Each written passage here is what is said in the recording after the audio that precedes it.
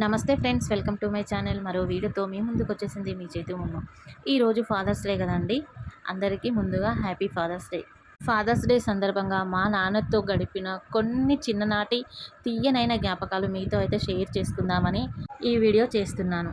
ఎందుకంటే ఇప్పుడు నాన్న లేడు కదా, అందుకే నాకు కొన్ని మాత్రమే నాన్నతో జ్ఞాపకాలు ఉన్నాయి. నాకు తెలిసినప్పటి నుంచి అందరికంటే ఎక్కువగా ఇష్టపడ్డ వ్యక్తి మా నాన్న. నాన్న నాకు చిన్నప్పుడు 10 సంవత్సరాలు ఉన్నప్పుడు చనిపోయారండి. ఆ 10 సంవత్సరాల లోపు నాకు గుర్తుకున్న కొన్ని చిన్ననాటి అందమైన జ్ఞాపకాలు మీతో ఇప్పుడు నేను షేర్ చేసుకుంటానండి. నా చిన్నప్పుడు నాన్న ఎప్పుడైనా బయటికి నన్ను తీసుకెళ్తే ఎట్లా తీసుకుని వెళ్ళేవాడు తెలుసా? భుజం పైన కూర్చోబెట్టుకొని తీసుకెళ్ళేవాడండి. మస్తు అనిపించేది. నాన్న జుట్టు పట్టుకొని తల పట్టుకొని ఆడుకుంటూ అయితే వెళ్ళేదాన్ని. ఇప్పుడు నా కొడుకుని మా ఆయన అట్లా భుజాల పైన ఎక్కించుకుంటే నాకు అదే గుర్తొస్తుంది. అది ఒకటి నా లైఫ్లో ఎప్పుడు నాకు గుర్తుండిపోయే తీపి జ్ఞాపకం. ఇంకొక అందమైన జ్ఞాపకం ఏంటి అంటే, చిన్నప్పుడు శివరాత్రి వచ్చిందంటే చాలా మంచిగా చేసుకునేవాళ్ళం. అప్పుడు గోదావరి దగ్గరికి ఇంటి దగ్గర నుంచి నాన్న సైకిల్ పైన ఎక్కించుకొని పోయేవాడు. నేనేం చేసేదాన్ని అంటే, కొంచెం దూరం ప్రయాణం సైకిల్ పైన పోయేది ఉంటే కూర్చొని వెళ్ళేదాన్ని కదా సైకిల్ పైన. ఏదో ఒక చెప్పు పోగొట్టుకునేదాన్ని. ఇంకా ఇంటికి వచ్చినాక మా అమ్మ తిట్టేది. నాన్న పోనీలే అనేసి ఇంకొక జత కొనుక్కొచ్చేవారు. అది కూడా ఫుల్ అంటే ఫుల్. అప్పుడు తెలియదు వాటి ఫీలింగ్ అనేది. ఇప్పుడు తెలుస్తుంది. నా పిల్లల్ని చూస్తే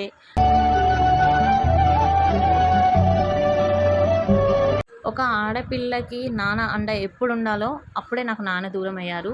ఎవరైనా తండ్రి కూతుర్లు కనిపించారనుకోండి, చాలా సంతోషం అనిపిస్తుంది అదేందో చూడంగానే. దాని తర్వాత వెంటనే నాకు నాన్న లేరు, నేను నా నాన్నకు దూరమైన నా బాధ కూడా వెంటనే వచ్చేస్తుంది. కానీ ఎంతైనా కూతురికి చిన్నప్పుడు, పెద్దగైన తర్వాత, పెళ్ళైన తర్వాత, పిల్లలైన తర్వాత తండ్రి తోడు ఉంటే అసలు ఆ కూతురు దగ్గరికి బాధ, భయం ఏవి దగ్గరికి రాకుండా చూసుకుంటాడు నాన్న కదండి. అలాంటి నాన్నకు నేను నోచుకోకపోవడం నా దురదృష్టమే. నేను ఎప్పుడు ఫీల్ అవుతాను, నేను ఖచ్చితంగా ఈ జన్మలో దురదృష్టవంతురాలని. ఎందుకంటే చిన్నప్పుడే నాన్న ప్రేమకి, పెళ్ళైన కొన్ని సంవత్సరాలకే అమ్మ ప్రేమకి, ఇద్దరికీ దూరమైన నాకు మదర్స్ డే వచ్చినా, ఫాదర్స్ డే వచ్చినా, అవి స్పెషల్ డే ఉన్నా లేకపోయినా ఎప్పుడు నేను బాధపడుతూనే ఉంటా. ఇంకా మా నాన్నతో తీయని జ్ఞాపకాలు ఏమన్నా ఉన్నాయి అంటే, ఎండాకాలం వచ్చింది అంటే సెలవులు వస్తే మా నాన్నమ్మ వాళ్ళ ఇంటికి వెళ్ళేవాళ్ళం. పెద్దనాన్న వాళ్ళ ఇంటికి అట్లా నాన్న తీసుకుని వెళ్ళేవారు. అప్పుడు పల్లెటూరులో నుంచి, అంటే ఒక ఊరు నుంచి ఇంకో ఊరికి వెళ్ళాలంటే బస్ లేదు, కాలినడకతో వెళ్ళేవాళ్ళం.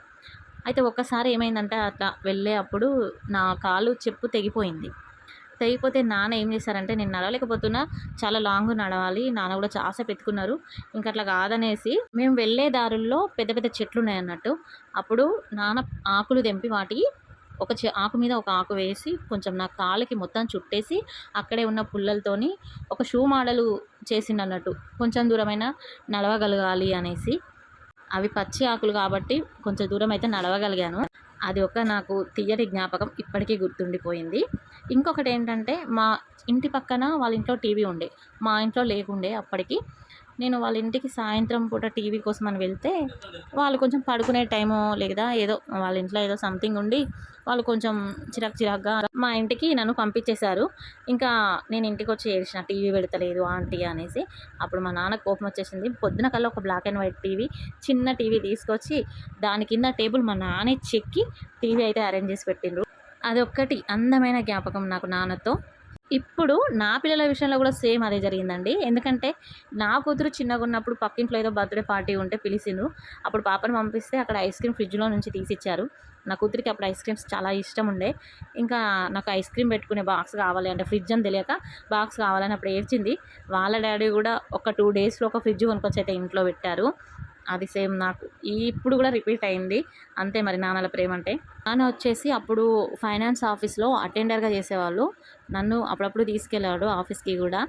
నాన్నతో ఫుల్ ఎంజాయ్ చేసేదాన్ని ఆఫీస్కి వెళ్ళి. అంటే హాలిడే టైం, సండే టైం అప్పుడు ఏదైనా వేరే ఏదైనా వాళ్ళు పర్సనల్ వర్క్ ఏదైనా చెప్తే ఎవరు ఉండేవాళ్ళు కాదు కదా, నేనైతే అన్ని చైర్స్లలో కూర్చొని ఆగమాగం చేసి ఆడుకునేదాన్ని. కానీ నాన్న అనకపోయేది. నాన్నతో జ్ఞాపకాలలో నాకు అదొకటి. ఇంకొకటి నవ్వుకునే జ్ఞాపకం ఏంటి అంటే, అమ్మ నాన్న ఎటో బయటకి అర్జెంట్ పని మీద వెళ్తున్నప్పుడు మా ఇంట్లో ఇంకొక అక్క ఉండేది. ఆ అక్కకి చెప్పిందన్నట్టు, అమ్మ టమాటాలు మంచిగా కడిగి కట్ చేయి, వచ్చినాక నేను కర్రీ చేస్తా అని. ఆ అక్క టమాటాలు కట్ చేసి అక్కడ పెట్టిపోయింది. నేనేమో పెద్ద తెలిసిన దానిలాగా అమ్మ టమాటాలన్నీ కడిగి పెట్టమన్నది కదా, ఈ అక్క ఏంది ఇట్లా కట్ చేసి పెట్టింది అని అనుకొని ఆమె కట్ చేసిన టమాటాలన్నీ కడిగి పెట్టేశాను. ఎందుకంటే అవి టమాటా గింజలతోని ఉంటాయి కదా మనం కట్ చేసినా కానీ. ఆమె చేయలేదేమో అనుకుని అవన్నీ పోవాలి కావచ్చు అని నేను నీళ్లు పోసుకుంటూ మరీ కలిపి కడిగి పక్కకు పెడితే అమ్మ రాగానే ఒక కట్ట పట్టుకొని వచ్చింది. నాన్న దానికి తెలుసా అనేసి నన్ను మళ్ళీ పక్కకు తీసుకెళ్ళి నాకు బిస్కెట్ చాక్లెట్ కొనిచ్చి మళ్ళీ తీసుకొచ్చిండు. ఆ రోజు మళ్ళీ అమ్మ టమాటాలు కట్ చేస్తే నాన్న నా ముందు వండి చూపించిండు, ఇట్లా వండాల బిడ్డ అనేసి కట్టెల పొయ్యి మీద. ఆ రోజు నేను మైండ్లో పెట్టుకున్నా. కానీ నేను తర్వాత కొంచెం నేను వంట చేసే టైం వచ్చేవరకు నేను సేమ్ నాన్న చేసిన ప్రాసెస్సే చేశాను. ఇప్పటికి ఎవరైనా నీకు వంట ఎవరు నేర్పించారు అంటే ఫస్ట్ నాకు టమాటా కర్రీ నేర్పించింది అయితే నాన్న అని చెప్తా. మస్తు సంతోషం అనిపిస్తుంది, అదే హ్యాపీ అనిపిస్తుంది. ఇప్పుడు మీకు చెప్తా అంటే కూడా నాకు అనిపిస్తుంది. అదొక స్వీట్ మెమరీ నాకు. ఇంకొకసారి ఏమైందంటే అమ్మ నాన్న ఇద్దరు బయటకు వెళ్తున్నప్పుడు నేను తుమ్మిన. అయితే మా పెద్దమ్మ వాళ్ళ కూతురు ఒక అక్క ఉండే, పోయే ముందు తుమ్ముతారా అనేసి నన్ను బెదిరించింది. బెదిరిస్తే మా నాన్న కోప్పడ్డాడు ఆమెను, ఎందుకు అట్లా అంటున్నారు నా బిడ్డను, నా బిడ్డ మంచి తుమ్ము అని. అంటే ఇప్పటికీ కొంతమంది అంటారు తుమ్ముల గురించి, అది చెడా మంచి అని కాదు, కానీ అలా అనడం తప్ప రైటా అని కాదు. కానీ నాన్న అప్పుడు ఆమెను బెదిరించిండు కదా, అది నాన్న అండ అంటే. మనని ఎవరిని కూడా మనని ఒక మాట అననియరు నాన్న ఉంటే. ఆ అక్కని అట్లా కొప్పడేసి ఇంకా అమ్మా నాన్న అయితే వాళ్ళు వెళ్ళే పనికి వెళ్ళారు. వెళ్ళి రిటర్న్ వచ్చేటప్పుడు వాళ్ళు అనుకున్న పని అయ్యింది. అలాగే ఒక బ్యాగ్ దొరికింది. ఆ బ్యాగ్లో మొత్తం ఫ్రూట్సే, అరటి పండ్లే ఉన్నాయండి. ఇంకా ఇంటికి వచ్చి మా నాన్న వెంటనే అక్క దగ్గరికి పోయి, చూసిన నా బిడ్డను అట్లా అన్నావు కదా, మేము అనుకున్న పని అయ్యింది, అట్లాగే మాకు ఈ పండ్ల బుట్ట దొరికింది అనేసి ఆ అరటి పండ్లకెళ్ళి ఒక అరటి పండు నాకు ఆ అక్కకి ఇచ్చి మిగిలిన అరటి పండ్లు పక్కింటోళ్ళకి పంచిండు నాన్న. అది కూడా నాకు గుర్తుండిపోయిన జ్ఞాపకమే. ఇంకొకటి అందమైన జ్ఞాపకం ఏంటి అంటే సమ్మర్లో హాలిడేస్, దసరా హాలిడేస్ వచ్చినాయంటే అప్పుడు అమ్మ నాన్న పక్కింటోళ్ళు నేను అష్టచమ్మ ఆడుకునేవాళ్ళు. ఎందుకంటే నాన్న నన్ను గెలిపించడానికే ఆడేవాడు, కావాలని నాన్న ఓడిపోయేవాడు. నాకు అష్టాచమ్మలు పడకపోతే నాన్ననే వేసి ఇచ్చేవాడు. అది కూడా ఫన్నీగా హ్యాపీగా అనిపించేది. ఇప్పుడు నాకు అవి గుర్తుకొస్తూ ఉంటే ఏడుపు వస్తుంది. నాన్న చనిపోయే 10 రోజుల ముందండి అమ్మ నాన్న ఎందుకో మార్కెట్కి వెళ్ళారు. వెళ్తే అప్పుడు డ్రెస్సులు కొనాల్సిన అవసరం లేదు, కానీ నాన్న అన్నాడట, బుజ్జికి మంచి లంగా జాకెట్ కుట్టిద్దాము, ఇక్కడ బట్టలు మంచిగా దొరుకుతాయి అనేసి అని అమ్మని తీసుకెళ్ళి నాన్ననే సెలెక్ట్ చేసి 2 జతల మెటీరియల్స్ అంటే 2 జతల లంగా జాకెట్ కోసం సెలెక్ట్ చేసి తీసుకొని అట్లనే టైలర్ షాప్కి వెళ్ళి, ఇప్పుడే తీసుకున్నాం కదా ఎప్పుడైనా ఇద్దామంటే లేదు ఇప్పుడే ఇద్దాము అని చెప్పి మిషన్ కాడికి వెళ్ళి ఇట్లా కుట్టాలి అంటే అప్పుడు బుగ్గలు పెట్టించి అట్లా కుట్టాలి అనేసి అట్లా చెప్పిండట నాన్ననే. తర్వాత నాన్న చనిపోయాక చుట్టాలకి వాళ్ళకి వీళ్ళకి అమ్మ చెప్పుకుంటూ ఏడ్చేది. అప్పుడు నేను విన్నానన్నమాట. నేను కూడా మస్తు బాధపడ్డాను. నాన్నయ్య అన్ని కార్యక్రమాలు అయిపోయాక ఆ మిషన్ ఇంటికే తెచ్చిచ్చిందండి బట్టలు. కానీ అవి వేసుకునే అదృష్టం అయితే నాకు రాలేదు. ఎందుకంటే నాన్న చనిపోయిన కొన్ని రోజులకే మా ఇంట్లో దొంగలు పడి అన్నీ వాళ్ళు సదురుకునే టైంలో అన్నీ బయటకు తీసుకుపోయి పడేశారు. అప్పుడు ఫుల్ వర్షం ఉండే. నాన్నతో ఉన్న కొన్ని ఫొటోస్ అండి అవి కూడా పోయినాయి, అలాగే బట్టలు కూడా పోయి. అది మరి మన అదృష్టం అంటే అని అనుకుంటా అప్పుడప్పుడు గుర్తుకొస్తే.